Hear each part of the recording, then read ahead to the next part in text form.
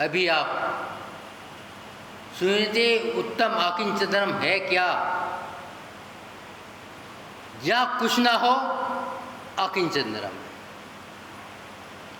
जहाँ मैं और मेरी आत्मा ये विचार ना हो बस मैं ही मैं हूँ। जब मैं हूँगा तो वो आकिंचन हो जाएगा।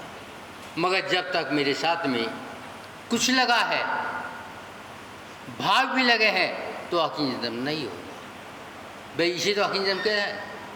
आचार्य कहते हैं जो मिला है छोड़ना होगा, जो इकट्ठा कर रहा है छोड़ना पड़ेगा। यदि ग्रहण किया है तो छोड़ेगा, यदि ग्रहण ही नहीं किया तो छोड़ने की जरूरत नहीं। बस आकिंचन यही कहता है, जब मेरी दृष्टि मेरे पर होगी तो आकिंचन होगा। उसे जानने के लिए कुछ करने की आवश्यकता नहीं है, लेकिन ये जानने के लिए बहुत समय लग गया। मगर मैं आज तक अपने आप को नहीं देखा। और जब ये आत्मा पर दृष्टि जाती है तो विचार आता है, आत्मा के अहित विषय कसाए उन पर मेरी दृष्टि न जाए। लेकिन ये इतना आसान नहीं है। आज का दिन खाली होने का दिन है। या कह दो कि तुम भी है, उससे सागर पार कर सकते हैं, मगर ये तुम भी भारी है तो डूब जाएगी, उसका सहारा लेने वाला भी डूब जाएगा। इसका मतलब है जो हल्का है ऊपर जाएगा, जो भारी है नीचे जाएगा। विचार करो तुम कहाँ जाना चाहते हो। आचार्य कहते हैं त्याग आरंभिक परिस्थिति है और आकिंचन लक्ष्य है। त्याग धर्म नहीं है, त्याग एक रास्ता है, उस पर चलना है, संयम रास्ते को बताने वाला है, और आकिंचन फल है। अब मेरा कुछ नहीं है। आचार्य कहते हैं यदि त्याग के बाद आकिंचन नहीं आया तो कुछ नहीं किया। जैसे कि कपड़ा खरीदा, कटवाया और सिला नहीं, और सिला नहीं तो कपड़ा बेकार, कोट का आनंद नहीं आएगा। यही मान लो कि मोती हैं, शुरुआत किए हैं और धागा नहीं पुराया तो माला नहीं बनेगी और मोती बिखर जाएंगे। यदि हार का आनंद लेना है तो मोती के श्राग भी काम आएंगे और धागे भी काम आएगा, और जो पहनेंगे तो आनंद आएगा। तो आज उस हार को पहनने का दिन आया है। आचार्य कहते हैं आज त्याग का त्याग है। मैंने घर छोड़ा, कपड़े छोड़े, चक्रवर्ती पद छोड़ा, इतना धन छोड़ा, ये छोड़ना कब छोड़ेगा? ये छोड़ने का छोड़ना ही आकिंचन धर्म है। कई बार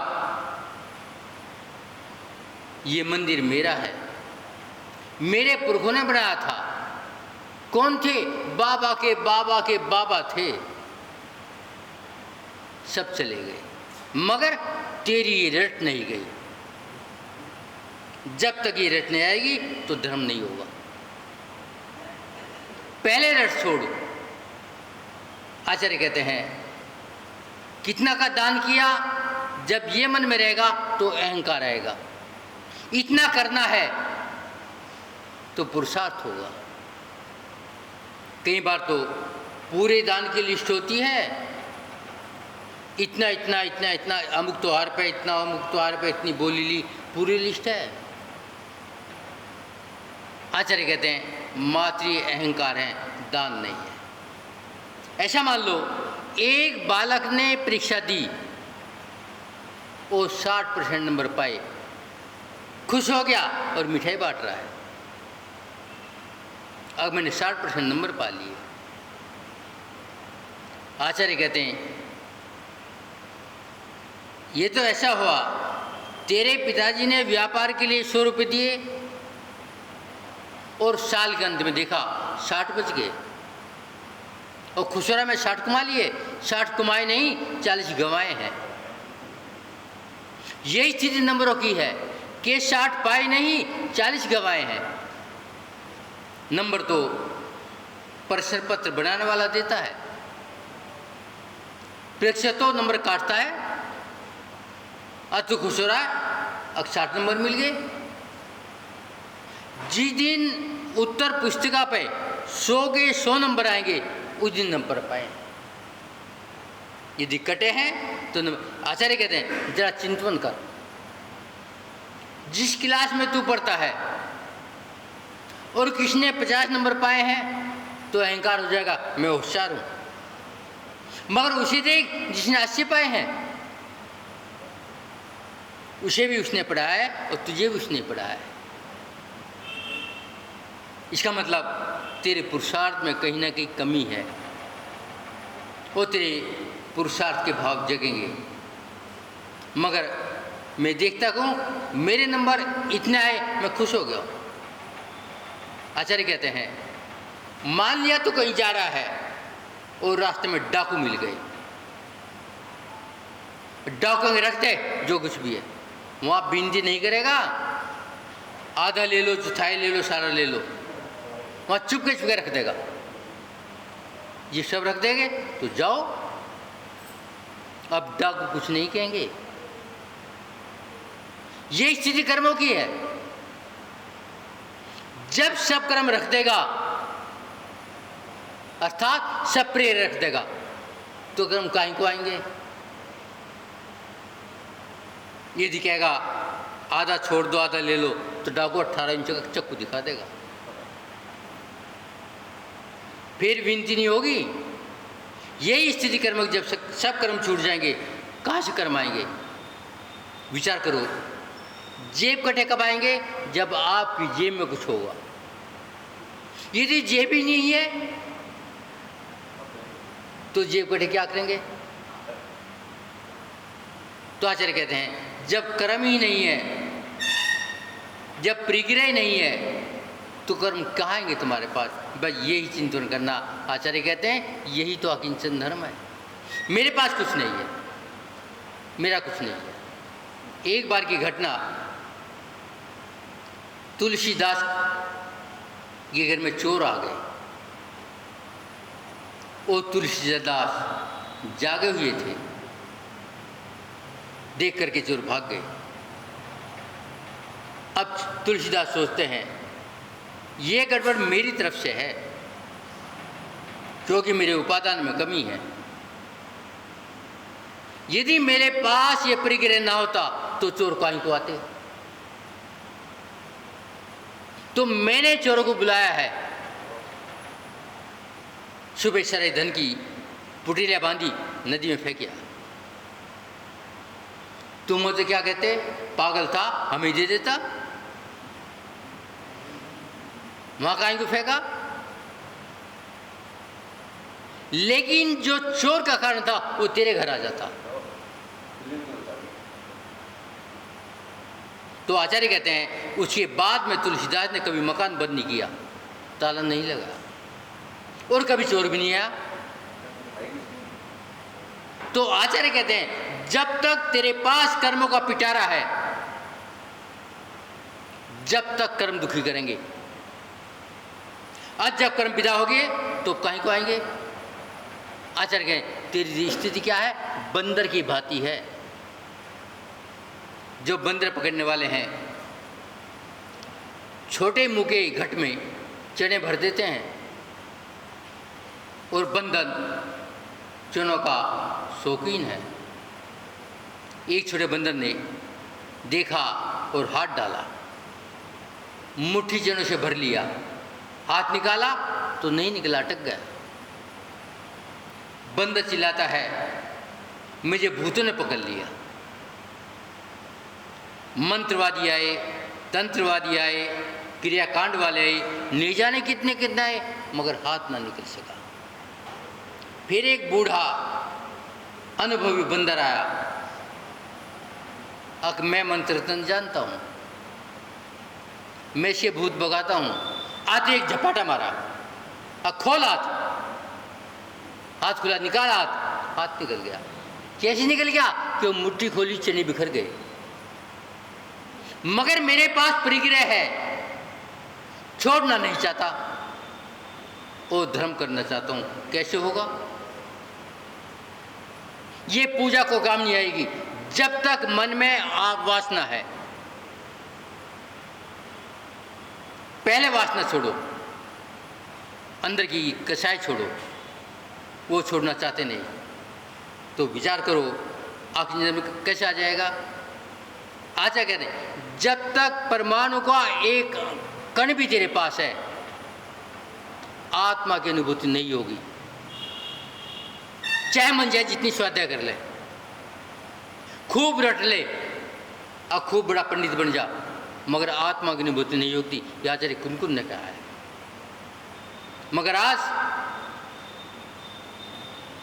समय सार की स्वाध्याय और प्रिय गिरेगा जोड़, ऐसा लगता है अपने सिर से पहाड़ तोड़ना चाहते हैं। पहाड़ तो नहीं टूटेगा, क्या फूटेगा? सिर फूटेगा। आज ये स्थिति है। या ऐसा मान लो कि आत्मा की अनुभूति नहीं हुई। कोई व्यक्ति डॉक्टर के पास गया और डॉक्टर कहता है मुझे अमुक रोग है और अमुक रोग की अमुक दवाई है, आप लिख दो। जब तुझे रोग का पता है, दवाई का पता है, डॉक्टर के पास काहे गया? काहे को फीस दी? इसलिए फीस दी है अक मैं डॉक्टर के अनुसार दवा लेता हूं, ये बताने के लिए दी है। आपने समाचार नहीं पढ़ा, मात्र बताने के लिए उसकी गाथा याद करी। जबकि आचार्य कुनकुन ने समाचार की हर गाथा में रहस्य भरा है, अध्यात्म का आखिर धर्म भरा है। मगर टीकाकारों ने क्या किया तुम जानो, सारा उल्टा पलटी और कह रहे हैं परिग्रह के साथ में आत्मा की अनुभूति हो जाएगी। तो आचार्य कहते हैं आखिरी जन्म नहीं आएगा। आखिरी जन्म पाने के लिए, या आपने पहले बताया था, अकराजा रोजाना कथा सुनता था। एक दिन कहे बेटे ने आपने कहा जो तनक है अभी मांस खाएगा नरक में जाएगा, क्रोध आ गया। अग्नि जी पिताजी ने क्या सिखाया बेटे को? अब तुम्हारी सुनने में अंतर है, तनक खाएगा नरक जा, कुटरा भर के खाऊंगा थोड़ी जाएगा। ये स्थिति है। मोटा परिग्रह कोई नरक जाएगा, मगर आचार्य नहीं मानते। जब तू मन से घोषणा करेगा मेरा कुछ नहीं है, जब रास्ता खुलेगा। एक बार देवों ने समझा ये रोजाना मंदिर में पूजा करते हैं, अब मोक्ष रस लगाते हैं, चलो आज इन्हें मोक्ष रास्ता बता दें। और वो दो देव तुम्हारे सुरेंद्र नगर के मंदिर में आ गए और कहते हैं आप रोजाना मोक्ष मोक्ष चिल्लाते हो, तुम मोक्ष जाओगे? तो सारे पुजारी कहते हैं हाँ बिल्कुल तैयार बैठे हैं, एकदम चलेंगे। तो उसने कहा आपने बहुत भक्ति की है, बहुत द्रव्य चढ़ाया है, बहुत पूजा की है, बस थोड़ा इंतजार करो, आपको मोक्ष ले जाऊंगा। उसके लिए थोड़ा सा फार्मूला है। और फार्मूला का नाम सुनती पसीना आ गया, पंखे भी चल रहे हैं, पसीना आ गया। जिस प्रकार के जब वैद्य के पास जाते हैं, वैद्य दवा के साथ में परहेज बताता है और परहेज सुन के घबरा जाते हैं। अब क्या करें? क्या क्या परहेज है? क्या फर्क? मरे से कहना पड़ा, वह कुछ नहीं, 10 दिन का परहेज है। 9 दिन परहेज करो और 10 दिन मोक्ष चलेंगे। कितना आसान तरीका है। मगर परहेज कौन करे? उसने कहा पहले दिन मन से, वचन से, काय से घोषणा करनी होगी, ये पर पदार्थ मेरे नहीं है। फिर दूसरे दिन क्या करना पड़ेगा? क्योंकि 10 दिन का परहेज है ना, एक दिन में पसीना आ गए कि जो तेरे पास पदार्थ हैं उन्हें सब कुछ छोड़ना पड़ेगा। खाली घोषणा से बात नहीं बनेगी। और तीसरे दिन क्या करना पड़ेगा? शत्रुओं से क्षमा मांगनी पड़ेगी। मात्र कहने की बात नहीं, चाहे कोई भी है, चाहे रिश्तेदार है, चाहे माँ है, चाहे बाप है, चाहे साला है, चाहे बिनोई है। तीसरे दिन का नियम है उत्तम क्षमा, मार दो वार जाओ, क्षमा मांगो यदि मोक्ष चाहिए। बाकी कुछ नहीं होगा। मन चाहे कितने गोले चढ़ा लो, कोई फर्क नहीं पड़ता निमनाथ भगवान को। जब तक मन में कसाय है कुछ नहीं हो। तीसरे दिन क्या करना पड़ेगा? सब रिश्तेदारों से, सब शत्रु से क्षमा मांगनी पड़ेगी। भाई मेरी गलती हो ना हो, हिसाब मत देखना। यदि अकाउंट देखो तो मुनीम हो, क्षमा थोड़ी मांग रहे हो। मुनि मत बनो, क्षमा मांग लो। चौथे दिन सब मित्रों से संबंध छोड़ देना, कोई मेरा नहीं है। और 5वें दिन सब रिश्तेदारी खत्म। 6ठे दिन बैंक बैलेंस, कोठी मकान, फैक्ट्री, गाड़ी सब छोड़ दो, मेरा कोई मतलब नहीं। तो फिर क्या होगा? 7वें दिन पत्नी, बच्चे, परिवार सब विदा, मेरा मतलब नहीं। और 8वें दिन क्या करोगे? वस्त्र भी छोड़ देना। और 9वें दिन शरीर छोड़ना होगा। शरीर छोड़ना यही तो आकिंचन धर्म है।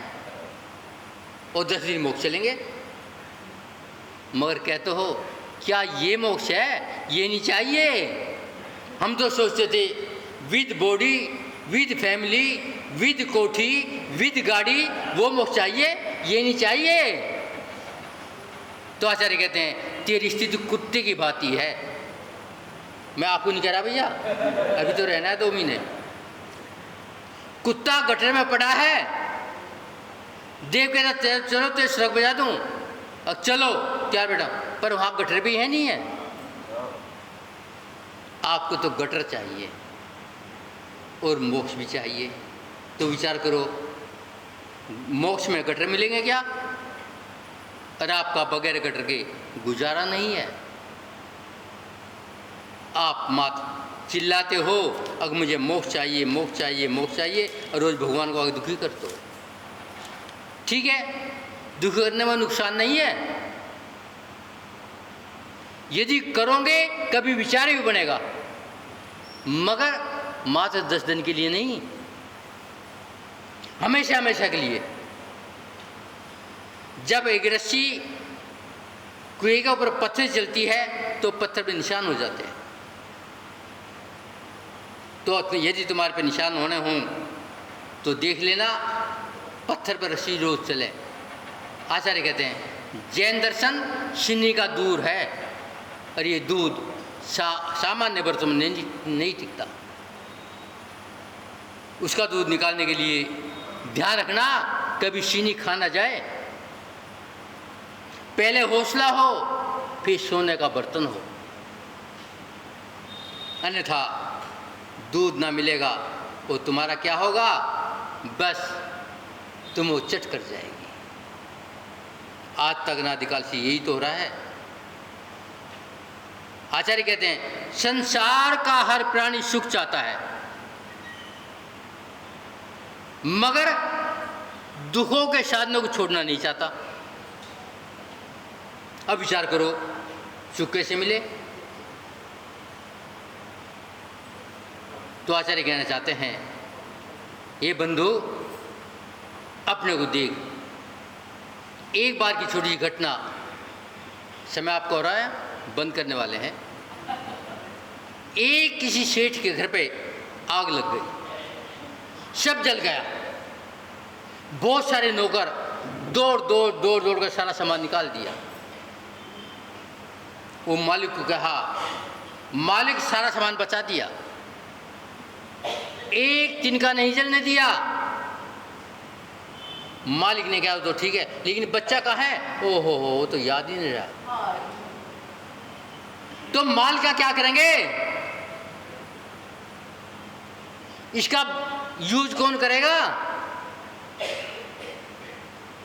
सामग्री जो चढ़ा दी, मगर मन की कषाय नहीं चढ़ाई। आज कषाय चढ़ा देना, नहीं तो आखिर जन्म नहीं आएगा। तो कहने का मतलब है, ये आग अनादिकाल से लगी हुई है, मगर आज तक शांति क्यों नहीं पाई? क्या कारण है? समझे नहीं। समझते थे महाराज ये छोड़ने फोड़ने चक्कर से नहीं, समझ में नहीं आता। तो विचार तो करो। कषाय छोड़ो। आचार्य कहते हैं, आज का दिन अपने आप को पहचानने का दिन है। आज तक ये नहीं समझा इस संसार के अलावा मैं भी कुछ हूँ। आज जो तुझे जानता है उसे जानने का दिन है। तू बाहर देखता है, कौन बाहर देखता है? उस आत्मा को पहचानने का दिन है। आज तक राग द्वेष के कारण, धन के कारण, प्रिय के कारण पसीना बहता रहा, और आज तक अपने स्वभाव को जानने का प्रयत्न नहीं किया, पर तत्व में घुसा रहा। मगर आज अपने तत्व को जानने का दिन है, वो तूने जाना नहीं। तो फिर विचार करो, आखिर से धर्म कैसा आ जाएगा? हाँ जी, टाइम कितना हो गया? बोले भी? चलो ठीक है। आचार्य कहते हैं, जिनवाणी को अंदर उतार लो, और उतार जब अंदर उतर जाएगी वो रास्ता मिल जाएगा। आज तक तो मात्र पढ़ा है, और पढ़ा है, पढ़ने बाद सरकाया है, लेकिन आनंद क्यों नहीं आया? आनंद आने का कारण मात्र एक है, पढ़ा है, जीवन में नहीं उतारा, उस रास्ते पर चला नहीं। यदि जिनवाणी के रास्ते पर चलता तो जैसे कि मिठाई की दुकान है, बड़ी सुंदर सुंदर मिठाई है, देख लो, तृप्ति हो जाएगी। तृप्ति जब ही होगी जब खाओगे। तो आचार्य कहते हैं, जिनवाणी से तृप्ति जब ही होगी जब जीवन में उतारोगे। बाजार में जाते रहो, लो झिलवाई की दुकान देखते रहो, कुछ नहीं होने वाला। तो आखिर धर्म यदि पाना है तो अपने आप को, जब तक ग्रंथ है आखिर धर्म नहीं आएगा, जब निर्ग्रंथ है जब आखिर धर्म बनाएगा। जब तक इच्छा है मठ की, गाड़ी की, एसी की, पंखों की, हीटर की, चटाई की, जब तक आखिर जन्म नहीं आ सकता। किसने कहा? ये तुम्हारे नेमनाथ ने कहा है, हमने बिल्कुल नहीं कहा। उन्हें आकिंचन चाहिए था जब तो गिरनार पे जा खड़े हुए थे। क्या ले गए थे साथ में? तुमने देखा होगा, क्या ले गए थे? यदि आगे जन्म चाहिए तो निर्ग्रंथ होना पड़ेगा। आचार्य कहते हैं, जहां राग की लालिमा, जहां दुलार की कालिमा, जहां प्रेम की वासना, जहां द्वेष की खटाई और जहां राग की मिठाई, जहां इनमें कुछ भी है तो आकिंचन धर्म नहीं है। जब इनका त्याग होगा और अपने स्वरूप में आएगा, खाली त्याग से बात नहीं बनेगी, अपने स्वरूप में आएगा, उसके बाद आकिंचन धर्म होगा। मगर महाराज ये वासना, ये राग, ये दुलार, ये कैसे छूटे हैं? अभी तो कल 14 है, कल का अंजार है। एक बार परसों आ जाए बस। आज ही ठेले वालों कह देंगे कल गोलगप्पे लेके आ जाए और आलू की टिक्की ही बनाए, तो विचार करो आकिंचन धर्म कैसे आएगा? तो आकिंचन धर्म होने के लिए पहले सब कुछ जो मेरा नहीं है वो मेरा नहीं है। ओम शांति।